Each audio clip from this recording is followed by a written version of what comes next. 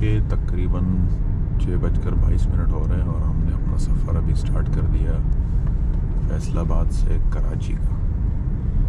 और ये अभी हमने फैसलाबाद में बाग़ जिना अभी हमने क्रॉस किया। उसके पास से गुज़रते हुए हम जा रहे हैं अभी मोटरवे की तरफ, जो कि सरगोदा रोड पे जो इंटरचेंज है वहाँ से हम मोटरवे पे एंट्री करेंगे। और दो टोल प्लाजा आते हैं इसके, एक सरगोदा रोड से आता है और एक दूसरा अमीनपुर टोल प्लाजा। तो इनमें से अगर आप भी मुल्तान वगैरह जाना चाहते हैं तो सरगोदा वाले से अगर आप जाते हैं तो वो आपको तकरीबन 5-6-7 किलोमीटर कम पड़ता है।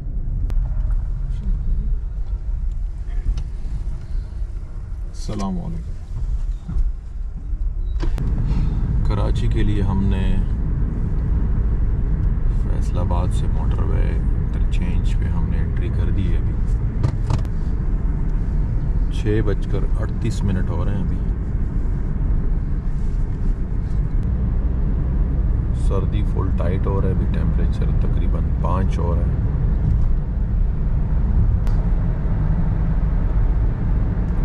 हल्की हल्की रोशनी शुरू हो गई है।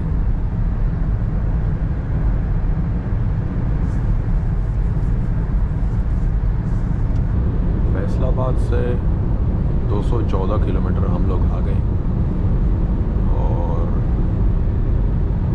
मुल्तान तकरीबन अभी 25 किलोमीटर रह गया।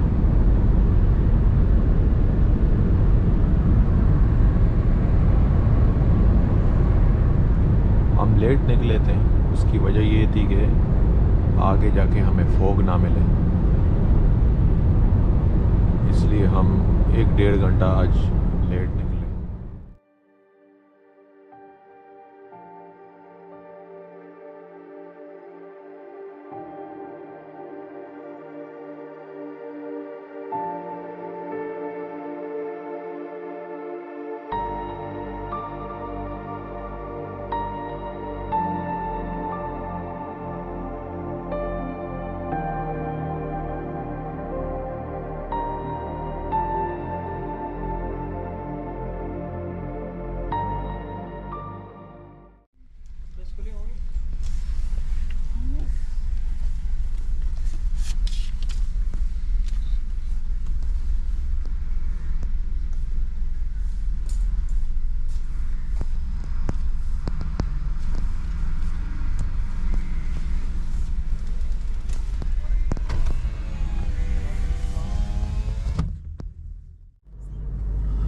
मुल्तान टोल प्लाजा हमने अभी क्रॉस कर दिया और M5 पे अभी हम लोग आ गए, जो कि सक्कर मुल्तान मोटरवे। यहाँ से सक्कर जो टोल प्लाजा है उसका जो फासला बता रहे वो 385 किलोमीटर बता रहे।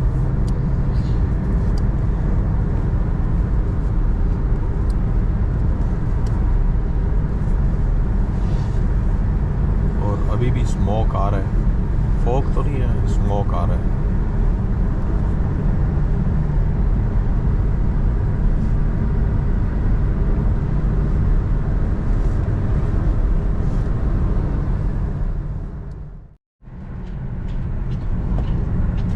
ये सक्कर मोटरवे टोल प्लाजा पे अभी हम लोग पहुंच गए और पेट्रोल की भी बत्ती जल गई है। फैसलाबाद में फुल किया था और अभी सक्कर में पेट्रोल फुल करेंगे।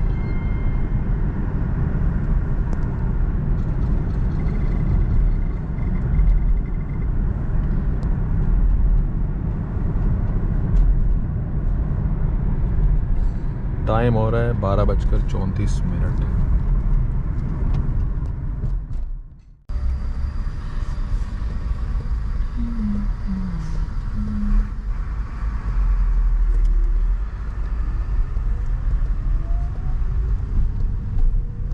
अभी हम लोग सक्कर पहुंच गए और अभी हम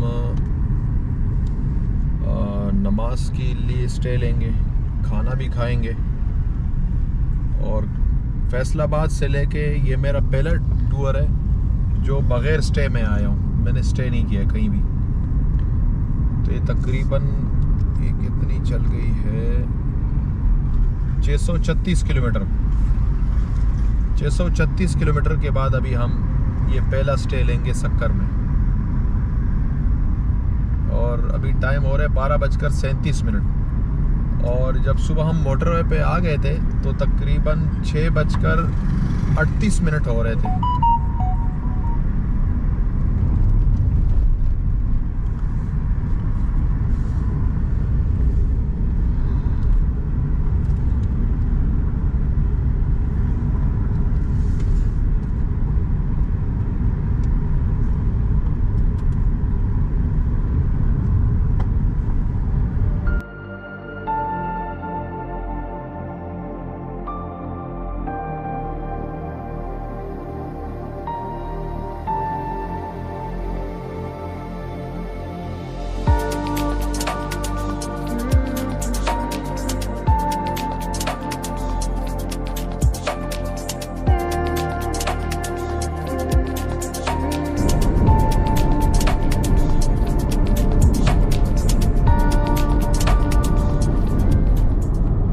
से अभी हम लोग निकले हैं नमाज लंच करने के बाद। और हाईवे की जो हालत है वो जगह जगह ख़राब है अभी भी मतलब काफ़ी जगहों पे ऐसा है कि रोड की हालत ख़राब है और कुछ जगह हैं जो कि अंडर कंस्ट्रक्शन है अभी। तो इस पे अभी तक काम चल रहा है। मतलब जब आप पहले आते थे समझ ले उससे आपको 1 घंटा एक्स्ट्रा लगेगा, क्योंकि बार बार आपको दूसरे ट्रैक पे जाना पड़ता है और फिर जो है ना इस रोड पे वापसी आना पड़ता है। तो उसमें आपका तकरीबन जो सैलाब से पहले जितना टाइम लग रहा था उससे 1 घंटा आपका अभी ज़्यादा लगेगा। ये अभी हम देखें दोबारा इस ट्रैक पे आ गए और क्योंकि उस रोड पे काम चल रहा है तो ये बार बार हम इस पे आ रहे हैं, कभी उस पे जा रहे हैं। तो मतलब रोड की अपडेट ये है कि अभी तक रोडों पे काम चल रहा है और काफ़ी हद तक रोड ख़राब है अभी भी। रिपेयरिंग का काम चल तो रहा है लेकिन बहुत सुस्त रवि का शिकार है। और सिंगल रोड पे ट्रैफिक बढ़ जाती है तो उसकी वजह से टाइम ज़्यादा लगता है।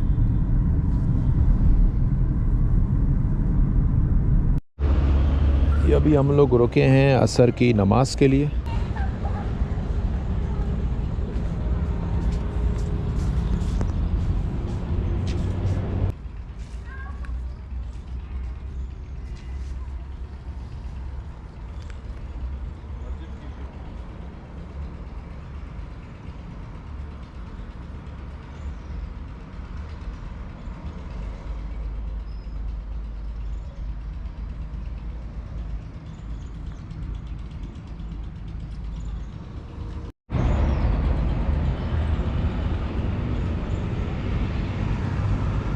गाज़ी अहमद यहाँ से तकरीबन 20-25 किलोमीटर का फासला है अभी।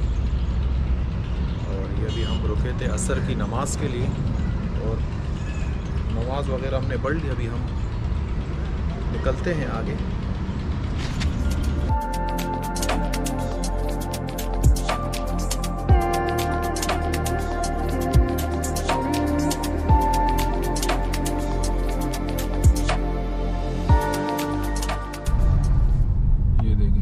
यहाँ पर भी डबल ट्रैफिक चल रहा है एक रोड पे।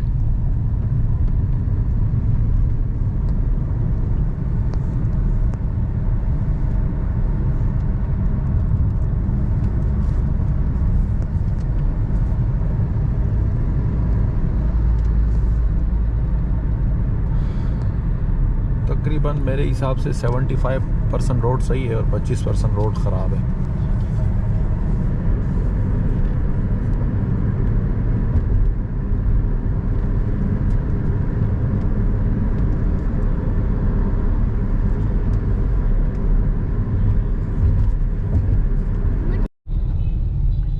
गाजी अहमद शहर आ गया अभी।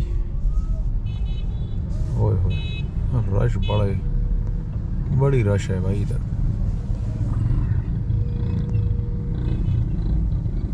ठेले ही ठेले, कोई बीच में गाड़ी घुमा रहा है, कोई क्या कर रहा है।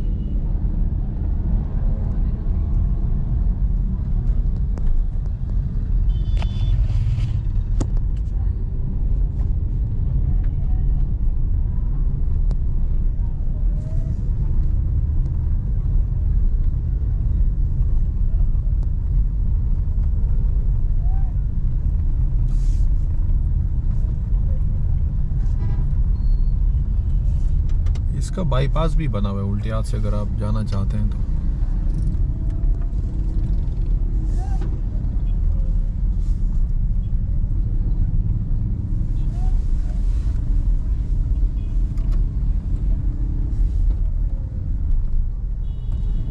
सही बाजार बना हुआ है बड़ा।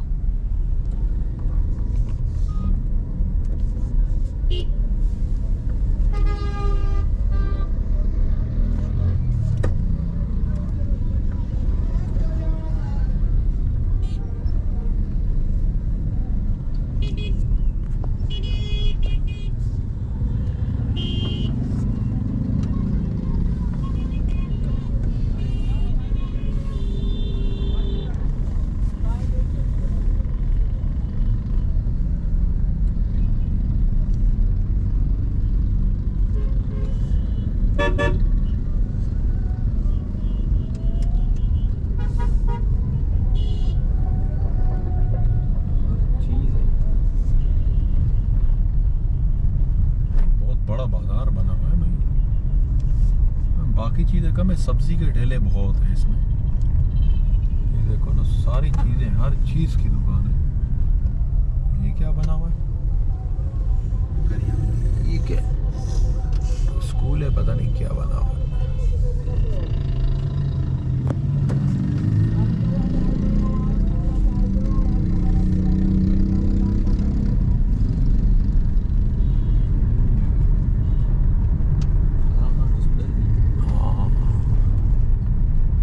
साइकिलों की दुकानें, मोटरसाइकिलों की, गाड़ियों के, सब दुकानें, हर किस्म की दुकानें। बहुत बड़ा बाजार बना है।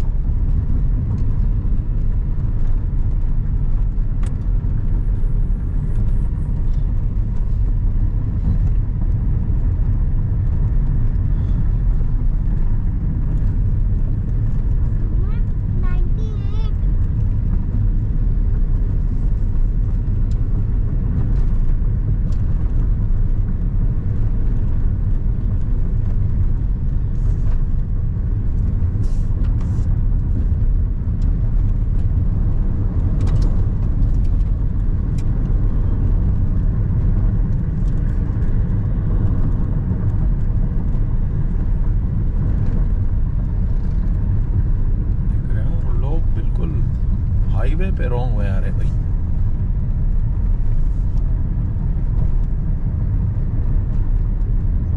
फुल मजे हैं।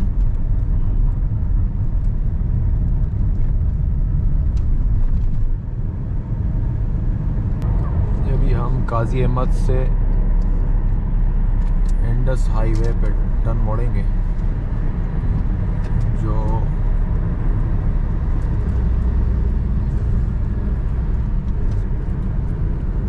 सीधा हैदराबाद के पास निकलता है। ये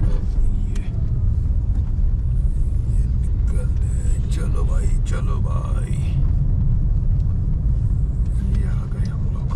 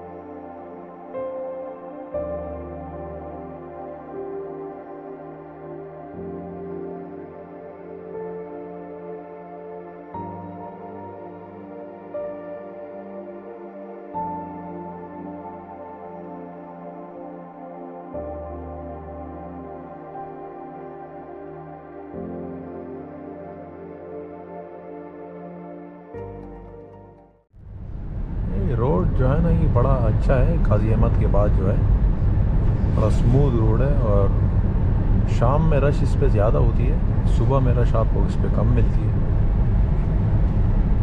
लेकिन बेहतर है बाकी रोड से क्योंकि उस पे ट्रेलें बहुत ज़्यादा है और इस रोड पे ट्रेलें कम है।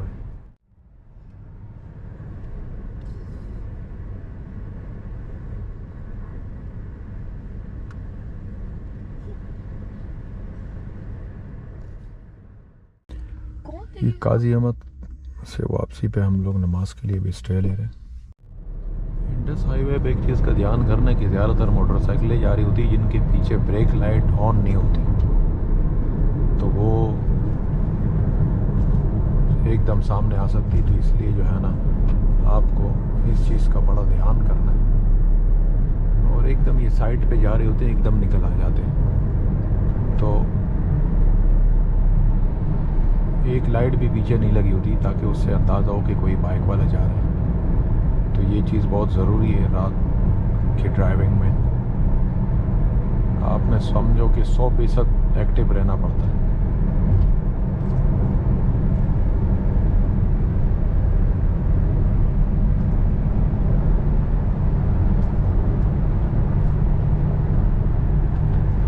और ये लाइट्स की जो हेडलाइट्स होती है, अगर जैसे आपके सामने कोई ड्राइव नहीं कर रहा तो फिर आप इसको हाई बीम पे चला सकते हैं जैसे, लेकिन अगर आप कोई गाड़ी जैसे आगे से करीब आ रही हो तो आप हाई बीम को बंद कर दें ताकि उसको तकलीफ़ ना हो आपकी लाइट्स की वजह से। तो ये चीज़ें जहाँ पे आपको रोड दिखता नहीं है थोड़ी देर के लिए आप यूँ कर दें, और जहाँ आपका वो क्लियर हो जाए व्यू तो उसके बाद आप इसको डाउन कर दें।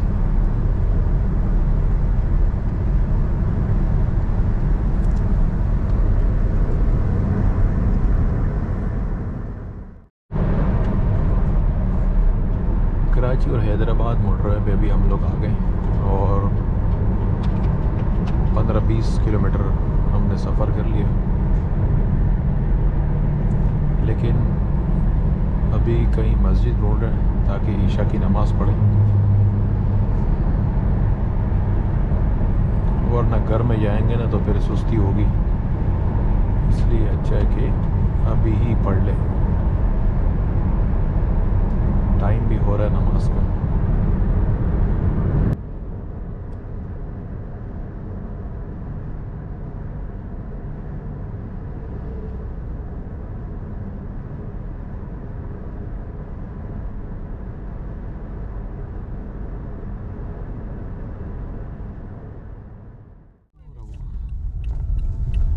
ईशा की नमाज के लिए भी हम रुके हैं। कराची तकरीबन 98 किलोमीटर यहाँ से दूर है।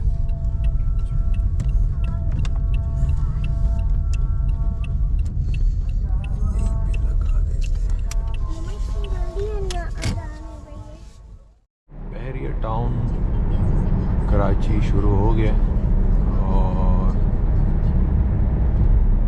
अभी थोड़ी देर के बाद कराची मोटरवे टोल प्लाजा आ जाएगा।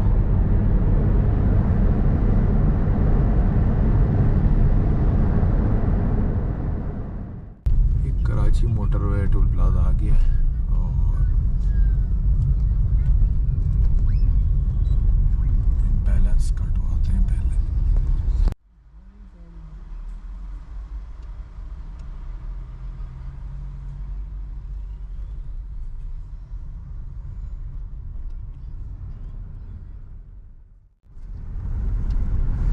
और ये फाइनली हम लोग कराची पहुंच गए हैं और ये 6 दिन का हमारा टूर था, फैसलाबाद का शॉर्ट टूर।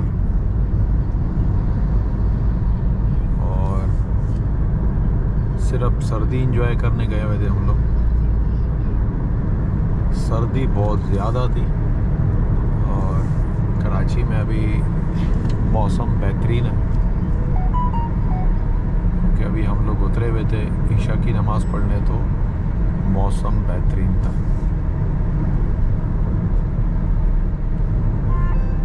और जितने भी आप लोग ये वीडियो देख रहे तो मेरी एक स्पेशल गुजारिश है कि अगर आप आम रूटीन की ड्राइविंग करते हैं या आप टूर पे निकलते हैं तो आप एहतियात करें। ड्राइविंग के दौरान एहतियात करना बहुत ज़्यादा ज़रूरी है। ये नहीं कि आपने बिल्कुल ही रफ़ ड्राइविंग करनी है और कि भाई बस मैंने पहुंचना है, तो वो आपके लिए मसले का सबब बन सकता है और जानी नुकसान भी हो सकती है उसमें। ठीक है, ड्राइविंग के दौरान ये कि आपने बहुत एहतियात से गाड़ी चलानी है। अगर आप लॉन्ग ड्राइव पे जा रहे हैं और आप आधा घंटा और 1 घंटा लेट हो भी जाते हैं तो कोई इतना मसला नहीं है। ज़्यादा से ज़्यादा 1 घंटा आप लेट हो जाएंगे, आधा घंटा, तो उससे कोई भी फ़र्क नहीं पड़ता। अगर आप 120 की स्पीड में जाते हैं और मोटरवे की लिमिट जो है वो 120 की है, अगर आप 125 की स्पीड में जाते हैं तो आप एक तो कानून के ख़िलाफ़ वर्जी कर रहे हैं आप। दूसरी बात कि अगर आप 1 घंटा मुसलसल आप 125 की स्पीड में जाते हैं तो आप सिर्फ 5 किलोमीटर एक्स्ट्रा चले जाएंगे। तो 5 किलोमीटर अगर आप एक्स्ट्रा चले भी जाएं तो उससे क्या फ़र्क पड़ता है। और अगर 130 पे आप जाते हैं तो 1 घंटे में आप 10 किलोमीटर एक्स्ट्रा चले जाएंगे।